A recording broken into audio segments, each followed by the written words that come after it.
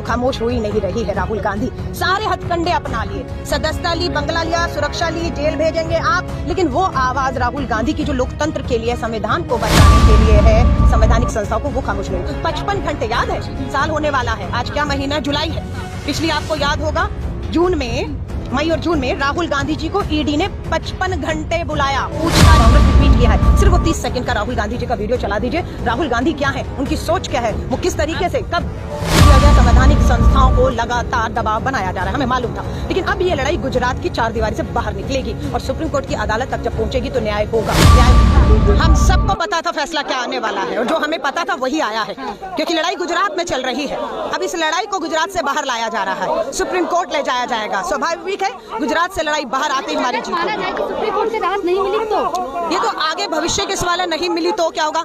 तीस्ता को रात को उसकी बेल रिजेक्ट करके हाई कोर्ट ने सरेंडर करने को कहा। सुप्रीम कोर्ट जाग रहा था ये देखने के लिए कि देश में कानून जिंदा रहे, न्याय हो, राहत मिली या नहीं मिली। ऐसे बहुत से मामले हैं जिसमें जो है दबाव में संवैधानिक संस्थाओं को ताक में रखकर लोकतंत्र की हत्या करके फैसले हो रहे हैं, लेकिन लड़ रहे हैं। हमारा ये फैसला राजनीति से प्रभावित आपको लग रहा है, क्योंकि बार बार आप कह रहे हैं कि आपको ये उम्मीद थी कि इसी तरीके का फैसला सामने आएगा। देखिए, मैं फिर कहूंगी, फैसले गुजरात के अभी चारदीवारी के भीतर हुए हैं और हमें मालूम है कि कानून ताक पर रख दिया गया, संविधान ताक पर रख दिया गया, संवैधानिक संस्थाओं को लगातार दबाव बनाया जा रहा है, हमें मालूम था। लेकिन अब ये लड़ाई गुजरात की चारदीवारी से बाहर निकलेगी और सुप्रीम कोर्ट की अदालत तक जब पहुंचेगी तो न्याय होगा, न्याय होगा। जीत राहुल गांधी की। लेकिन छत्तीसगढ़ में मोदी जी गए हैं आज और उन्होंने कहा है कि मैं करप्शन से लड़ रहा हूँ और जनता जानती है करप्शन कांग्रेस पार्टी में है। उन्होंने प्रधानमंत्री जी छत्तीसगढ़ क्यों गए? क्योंकि इस साल चुनाव है वहाँ पर। प्रधानमंत्री जी मणिपुर क्यों नहीं गए? क्योंकि वहाँ चुनाव नहीं है, लेकिन मणिपुर 60 दिन से जल रहा है।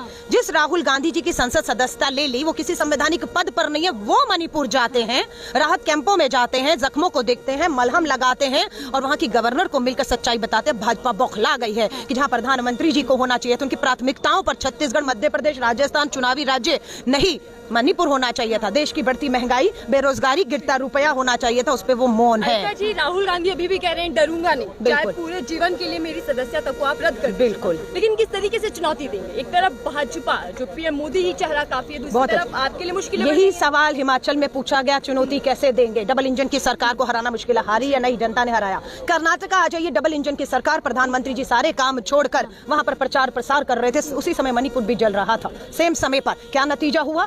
औंधे मुंह आकर भाजपा कर्नाटका में गिरती है। अब मध्य प्रदेश, राजस्थान, छत्तीसगढ़, आपका पूरा तेलंगाना और आपके मिजोरम में चुनाव है। 5 महीने में 5 राज्यों में जनता इन्हें सबक सिखाएगी, क्योंकि जनता चाहती है। तो स्मृति ईरानी ने कहा तो सेंसिटिव मुद्दों पर राजनीति नहीं करनी चाहिए। राहुल गांधी राजनीति करने गए। सेंसिटिव मुद्दों पर राजनीति नहीं करनी चाहिए, उसे नजरअंदाज कर देना चाहिए, है ना, जो प्रधानमंत्री जी ने किया हुआ है। आग जल रही है, लोग मारे जा रहे हैं, शांति की अपील नहीं करेंगे, वहां नहीं जाएंगे। राजनीति उन राज्यों में जाएंगे जहाँ चुनाव है ना। सेंसिटिव होना चाहिए, मुद्दा सेंसिटिव है। मणिपुर में लोग मारे जा रहे हैं, हिंसा हो रही है, घर जलाए जा रहे हैं, वहां पर लोगों को मलहम की जरूरत है। तो हमारे पास वो नेता है जिसमें संवेदनाएं हैं, जो दर्द को समझता है। अलका जी, बीजेपी यहाँ पर भी चुटकी ले रही है, बेचारा पॉलिटिक्स करेगी कांग्रेस। अब इस तरीके के बयान बीजेपी नेता देखिए, शर्म आती है। वो ये भाजपा है जो 9 साल से सत्ता में बैठी हुई है, जिसकी जवाबदेही अब देश के प्रति है कि आपके 10 साल पूरे होने जा रहे हैं। बेरोजगारी, महंगाई, अराजकता, हर तरीके से चीन हो। आपके फ्रांसिस्को, हमारे जो हमारा ऑफिस है, हमारे उसके विदेश में, उसके ऊपर हमला खालिस्तान करता है। मणिपुर जलता है। प्रधानमंत्री जी मौन रहते हैं, खामोश रहते हैं, सिर्फ चुनावी प्रचार प्रसार में कर रहे हैं। कहते तो कि प्रधानमंत्री आपके भी है, मेरे भी हैं, पर वो प्रधानमंत्री प्रचार मंत्री बन जाते हैं जब वो चुनावी राज्यों में जाकर खाली भाजपा का प्रचार करते हैं, देश की बात नहीं करते। जहाँ 2024 चुनाव है, मोदी जी 2047 तक की बात कर रहे, कह रहे हैं 23 में ऐसा काम करके जाओ कि 47 में कोई भी प्रधानमंत्री वो 23 के काम याद करे। देखिए, हमारे जो स्वतंत्रता सेनानी थे, पंडित जवाहरलाल नेहरू ने आधुनिक भारत की एक मजबूत नींव रखी, जिस नींव को खोखला करने का काम 9 साल से संघ भाजपा की सरकार कर रही है। इसीलिए श्री राहुल गांधी जी को भारत जोड़ो यात्रा निकालनी पड़ी कि इस देश की जो नींव है, फाउंडेशन है, बहुत मजबूत है। इसे खोखला करने का काम धर्म और जातियों के नाम पर भाजपा कर रही है। भाजपा बौखला गई कि कन्याकुमारी से कश्मीर तक भारत जोड़ो यात्रा होती है, कामयाब यात्रा होती है। उसके बाद आप देखिए, राहुल गांधी जी रुक नहीं रहे हैं। तो भाजपा की बौखलाहट है, जो काम भाजपा कि राहुल गांधी को माफी मांग लेनी चाहिए थी। हालांकि राहुल जी बार बार कह चुके हैं वो सावरकर नहीं है। वो जो कहते हैं उसके मतलब होते हैं और उस पर अडिग खड़े रहते हैं। वो माफी नहीं मांगेंगे। उन्होंने अपने 30 सेकंड का वीडियो कांग्रेस ने ट्वीट किया है, सिर्फ वो 30 सेकंड का राहुल गांधी जी का वीडियो चला दीजिए। राहुल गांधी क्या है, उनकी सोच क्या है, वो किस तरीके से, कब। आप भी सावरकर की बात कर रहे हैं, कोर्ट ने भी सावरकर का ही बयान बताया है कि सावरकर का भी आप अपमानित कर रहे हैं, बयान दे रहे हैं। तो ये तो कांग्रेस पार्टी की आदत बन चुकी है, राहुल गांधी की आदत बन चुकी है कि एक के बाद एक अपमानित बयान। आप विदेश जाते हैं तो लोकतंत्र का अपमान करके आते हैं, इस तरीके की आरोप बीजेपी लगा रही है। देखिए मुझे बताइए, इस देश में दो विचारधाराएं हैं, हत्या कर दीजिए, एक ही विचारधारा रहेगी क्योंकि दूसरा तो खिलाफ ही है ना। अब मुझे सावरकर नहीं मंजूर, मुझे गोडसे नहीं मंजूर, अगर मैंने ऐसा बोल दिया कि मुझे मंजूर नहीं तो मैंने अपराध कर दिया, मुझे फांसी पे चढ़ा देंगे आप। नहीं मंजूर मुझे सावरकर, नहीं मंजूर मुझे गोडसे। ये गांधी का देश है, पटेल का देश है, भगत सिंह का देश है, और ये देश एक होकर यूं ही आगे बढ़ेगा, चाहे हिंदू हो, मुस्लिम हो, सिख हो, ईसाई हो। अगर ये मेरा बयान अपराध है तो ऐसे अपराध हजारों बार होंगे। एक ही विचारधारा, भ्रष्टाचार, ये पीएम मोदी ने आज सुबह कहा। अजीत पवार का नाम सुना है, प्रधानमंत्री जी ने क्या कहा, 70,000 करोड़ का घोटाला है, और अगले दिन ही क्या हुआ, उस अजीत पवार को महाराष्ट्र में गठबंधन में उप मुख्यमंत्री की शपथ दिला दी गई, है ना। तो ये दोहरे चरित्र प्रधानमंत्री जी अब चलेगा नहीं, आपकी कथनी और करनी में बहुत अंतर है। आप ये नहीं बता पा रहे कि अडानी की शेल कंपनियों में 20,000 करोड़ आपका तो नहीं है, हम पूछ रहे हैं किसका है। आप बताने की बजाय, जांच करने की बजाय आप भाग रहे हैं संसद से। आपने राहुल गांधी जी देखा, आपने ढोंग और तमाशा किया, पार्लियामेंट नया उद्घाटन हुआ, लेकिन अभी सत्र कहाँ हो रहा है मानसून का, पुराने में होगा। जिस यूसीसी को लेकर पूरे देश को लड़वाने की साजिश है, उस पर चर्चा ही नहीं हो रही क्योंकि अभी तक इनका ड्राफ्ट ही तैयार नहीं है। लेकिन अब वो लोग साथ आ रहे हैं जो पानी पी पी कर एक दूसरे को कोसा करते थे, विपक्षी एकता पर भी निशाना साध रहे हैं पीएम मोदी। किसको कोसते थे, वही तो हम कह रहे हैं, अजीत पवार मोदी जी को, मोदी अजीत पवार को। और ये पार्टियां तो इन्हीं की थी ना, शिवसेना किसके साथ थी, शिरोमणि अकाली दल किसके साथ था, पीडीपी के साथ सरकार जम्मू कश्मीर में किसने बनाई, नेशनल कॉन्फ्रेंस के साथ, ये सब लोग तो इन्हीं के साथ थे ना जो इनका साथ छोड़ गए हैं। मैं फिर कहूंगी, ये लड़ाई भारतीय राष्ट्रीय कांग्रेस और भाजपा की नहीं है, इस देश के संविधान, लोकतंत्र को, संवैधानिक संस्थाओं को बचाने की है। आज हमला हो लोकतंत्र पे हो रहा है, अगर इस पे हम चुप रहेंगे तो अगला बार आप तक किसी के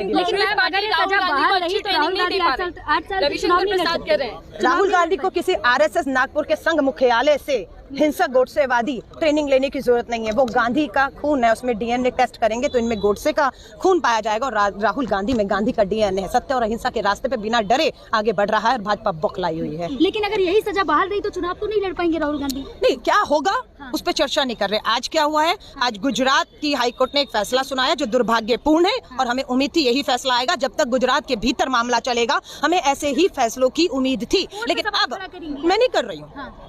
लेकिन संवैधानिक संस्थाओं पर, ईडी पर, ईडी ने अजीत पवार पे रेड की, 5 मंत्रियों पे रेड की, जेल होना था, कहाँ है, भाजपा पे। ईडी खामोश क्यों है, क्यों नहीं अरेस्ट करती अजीत पवार को। प्रधानमंत्री जी ने कहा ना 70,000 करोड़ का, तो इस बात को मान लीजिए, इस देश की संवैधानिक संस्थाएं। अच्छा मुझे याद दिलाइए, आपको याद होगा आजादी के 75 सालों में पहली बार हुआ कि 5 मुख्य न्यायाधीशों ने मीडिया के सामने आकर प्रेस कॉन्फ्रेंस करके ये बताया कि संवैधानिक संस्थाएं खतरे में है, उस पर दबाव है। ये मैं नहीं कह रही कि हम अदालतों पर भरोसा नहीं कर रहे, लेकिन बीजेपी कैसे गए उनके ऊपर, कैसे यौन उत्पीड़न का मामला चलाया, राफाल में क्लीन चिट ली, और उसके बाद यौन उत्पीड़न का मामला वापस हो गया और उन्हें राज्यसभा से नवाजा गया। और आप कहते हैं, आप हमें कह रहे हैं हम शक कर रहे हैं, दूध की तरह चीजें पानी की तरह। फैसले को स्वागत योग्य निर्णय बता रही है, कौन स्वागत कर रही है इस फैसले का? बीजेपी सरकार।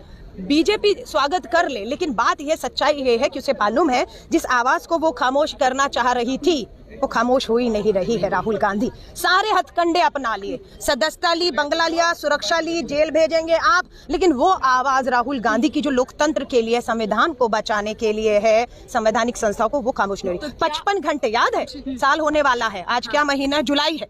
पिछली आपको याद होगा जून में, मई और जून में राहुल गांधी जी को ईडी ने 55 घंटे बुलाया, पूछताछ की, क्या हुआ, साल होने वाला है। भारत जोड़ो यात्रा होती है, सड़कों पे राहुल गांधी निकलता है, और भाजपा की ईडी की हिम्मत नहीं हो रही है क्योंकि नेशनल हेराल्ड का केस है। नेशनल हेराल्ड कब के, 1921 की, मामला कांग्रेस के ऊपर है। कब से है कांग्रेस? 137 साल से। राहुल गांधी जी कब से राजनीति में है? कम से कम उनको भी 2 दशक से अधिक हो रहा है। हम कुछ नहीं कर पाए, 9 साल में एक भी आरोप साबित नहीं कर पाए। 9 साल पूछना चाहते हैं, कम पड़ गए 9 साल। 9 साल में अगर आपकी नियत होती और आपके पास सबूत होते तो 9 साल में फास्ट ट्रैक में कोर्ट चलाकर आप दोषी करार देते, आप सूली पर चढ़ाते। पर आपने राहुल गांधी जी को एक झूठे मानहानि के केस में, कि नीरव मोदी को, ललित मोदी को गाली कैसे दी, चोर कैसे कहा, मोदी जी ने अपने ऊपर ले लिया। और राहुल जी की सदस्यता, जो आजादी के 75 सालों में अपने आप में एक लौता मामला है, 75 सालों में कभी नहीं हुआ कि मानहानि के दावे में किसी सांसद सदस्य की सदस्यता जाए। क्या अब आप इस लड़ाई को जनता के बीच जाकर लड़ने वाले हैं? क्या जनता के बीच राहुल गांधी या कांग्रेस पार्टी दिखने वाली है? हम दिख रहे हैं। भारत जोड़ो यात्रा में आपने हमें 5 महीने देखा, आपने हमें कर्नाटका में देखा जीतते हुए, अब आप हमें राजस्थान, मध्य प्रदेश, छत्तीसगढ़, तेलंगाना, मिजोरम में देखेंगे। और 5 महीने में 5 राज्यों में ये पंजा जो डरो मत का एक साइन है, वो इन्हें हार की तरफ ले जाएगा।